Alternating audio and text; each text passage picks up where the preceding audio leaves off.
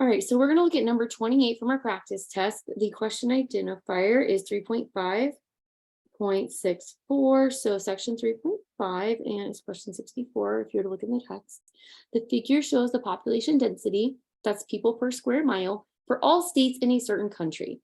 The states are divided into 4 geographical regions, A, B, C, and D. We're going to answer the questions below.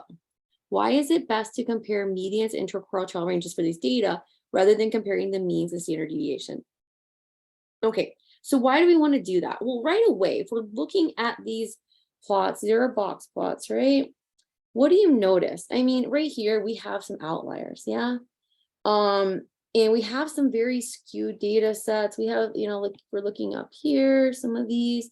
So that's because some of them are skewed and or have outliers, then we would use the median interquartile range. So anytime something is skewed or you have outliers present, we want to use our median and interquartile range.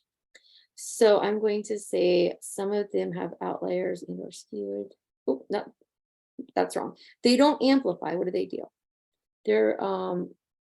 They're more resistant to these outliers and to the skewedness of it. Okay. So let's come down here. List the approximate median number of people for each location. And they gave you A. So let's come up here. So for A, it's 100. So your median is always that dark box there. I'm sorry, the dark line in the center of the box. So what I want to do then is go through. For B, the line is here. It's going to come down. It's a little past the 150 if you look at it. So maybe, I don't know, 155 sounds good to me. For C, that's like 4 something, maybe 410, because it's a little further out. I see a little space, whereas I didn't with B. And then for D, I would say that's closer, maybe like 55-ish.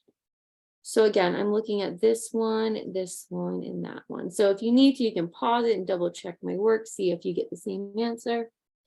And then we want to here, so list the regions from lowest interquartile range, and that's on the left. So we're going to go my low interquartile range value, and then I'm going to go to the highest interquartile range value, IQR. And the box plot actually shows you the interquartile range, the box itself.